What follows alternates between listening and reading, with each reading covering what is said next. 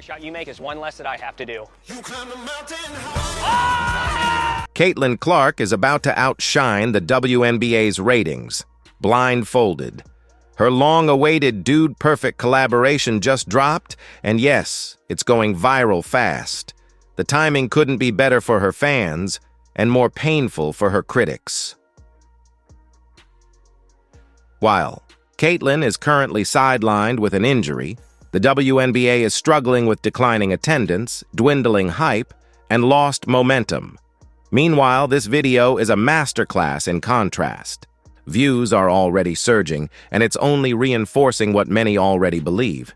Even if the old guard and much of the media won't admit it, Caitlin Clark is the WNBA, and maybe the league should have been more welcoming to her and her massive fan base. That's the worst part of all this, is the new fans are sucking the life out of the WNBA right now. What happens while Caitlin is out could change everything for the WNBA and may directly impact how players are paid for years to come. The implications are much bigger than many are willing to admit, and this Dude Perfect video, aside from being wildly entertaining, is about to pour a truckload of salt in the wound. Let's dive in and check out some of these insane shots. But first, if you're excited to see Caitlin's trick shots, make sure to like this video and hit subscribe for more Caitlin Clark updates. The Hinkle Heave. The Hinkle Heave, here we go! So, this was the teaser that dropped on YouTube a few months ago, and it absolutely exploded. The moment Tyler sank a long bomb from the stands with Caitlin Clark watching sent fans into a full-blown frenzy.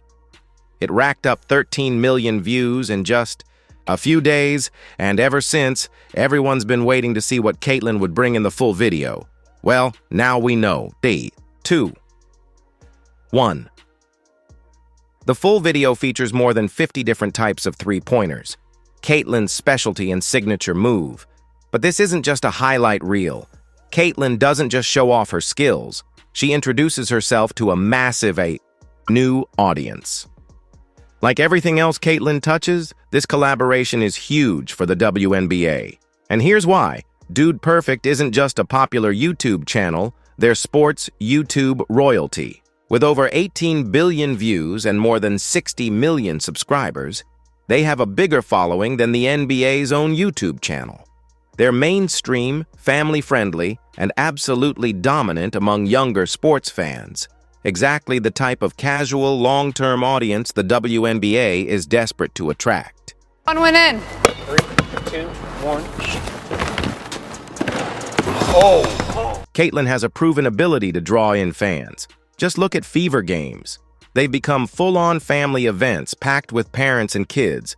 So when Caitlin Clark appears in a Dude Perfect video, it's more than just a cool collab. It's a gateway to millions of potential new fans who might never have considered watching a WNBA game, but now just might give it a shot. And this hits differently than a Nike billboard or a 30-second State Farm commercial. This is long-form content, and Dude Perfect does it better than almost anyone. They're best in class for a reason. Here's why it matters. No matter how famous the guest, Dude Perfect treats them like friends. They laugh, have fun, and showcase real personality. That, combined with the wild trick shots, is what makes their channel so special. Their viewers aren't just watching highlights, they're forming emotional connections. They'll get to know Caitlin in a fun, authentic way that no ad campaign could replicate. So when Caitlin's out there doing stuff like this,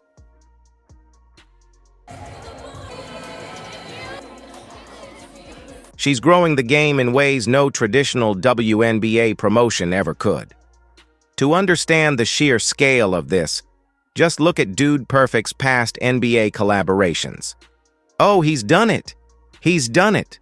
Their videos with stars like Steph Curry and Luka Doncic have pulled in 15 to 20+ million views, and that's just the main videos.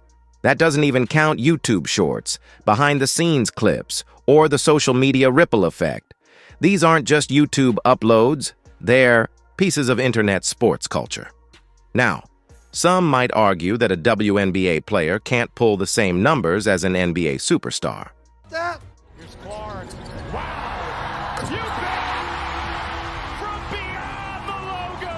Caitlin Clark drew 1.3 million viewers for an exhibition game. She's outranking top NBA stars in jersey sales. Her 2025 regular season games are already setting records, and I'll get to those juicy numbers in a moment. So, if the haters think this won't be massive, they're in for a rude awakening. This is exactly the kind of mainstream cultural crossover content that cements Caitlin Clark's superstardom out of women's basketball. Coming from a struggling team when she arrived, Caitlin is now, outside of LeBron and Steph, the most well-known basketball player currently playing in the United States. Oh yes, and I don't think that's even close at this point. Caitlin Clark is widely considered the most popular athlete in America. This Dude Perfect video will likely get tens of millions of views easily. It's not just brand new fans getting their first real look at Caitlin Clark, it's loyal fans, watching on repeat. Where she goes, they follow. When Caitlin Clark played at the Annika Pro-Am, ticket sales didn't just rise, they exploded. We're talking 12 times higher than normal. Every time she shows up somewhere, the WNBA gets free promotion and millions of new eyeballs. The Dude Perfect collab is the same thing, but on steroids, and it's happening at the perfect time, at least if you're a Caitlin Clark fan. For key. The haters, though? This is going to be disastrous. It will only amplify their huge miscalculation, a miscalculation now exposed in real time. This is breaking wild. Caitlin Clark is out with a left quad strain. Normally, a star missing a few. Games wouldn't be a big deal, and to be fair, she's already out there casually dropping threes in practice. So she's clearly on the mend, nothing to really worry about. But the league? The WNBA is feeling it hard. I can personally confirm the pronounced change in interest at Fever games without Clark. Just a week ago, I bought 4 tickets on StubHub to take my sports-playing nieces to the Fever Mystics game in Baltimore. The tickets in the same row are now less than half of what I paid. Ticket prices plunged immediately the moment Caitlin was ruled out, even for their rematch against the Chicago Sky. It was a clear, undeniable signal. Fans aren't showing up for the logo, the team, or the league. They're showing up for her. Ticket prices have fallen more than 300% in less than 2 days. Chicago Sky versus Indiana Fever tickets dropped from $86 to $25. By the time June 7th rolls around, it might cost you just a bag of Skittles and some Lay's potato chips to get in. These were tickets that were selling for hundreds of dollars because of Caitlin. The Sky even moved the game to an NBA arena just to accommodate the demand she created, and now, with her out, prices tanked. It's a massive red flag. Last year, Caitlin Clark alone drove the WNBA's attendance boom, and without her, that momentum disappears just as fast as it came. To put it in perspective, the league grew 319% in attendance overall, but that wasn't across the board. Every other team grew by double digits, yes, but nowhere near that number. Caitlin Clark is largely responsible for the league's attendance records, and it gets worse. It's not just the box office taking a hit. The WNBA now faces a full-blown ratings crisis. The Storm versus Wings game, which did not feature Clark, or the Fever, drew 339,000 viewers on NBA TV. The WNBA hasn't seen any growth in viewership for non-Caitlin Clark games. Those games continue to draw modest, or as some call it, disappointing numbers. Meanwhile, Caitlin's games, they're smashing records. The Fever's game against the Liberty scored a peak of nearly 3.3 million viewers on CBS. This came right after the Sky Fever season opener drew an average of 2.7 million viewers, making it the most watched WNBA regular season game in 25 years. Now imagine Caitlin Clark getting 30 million views on Dude Perfect from new fans, while WNBA games get ESPN professional cornhole-type numbers. Okay, it's not that bad, but by comparison, that's what it feels like. This contrast isn't just a short-term blip for the WNBA. Even if it lasts only 2 or 3 weeks, it's going to change everything for WNBA players.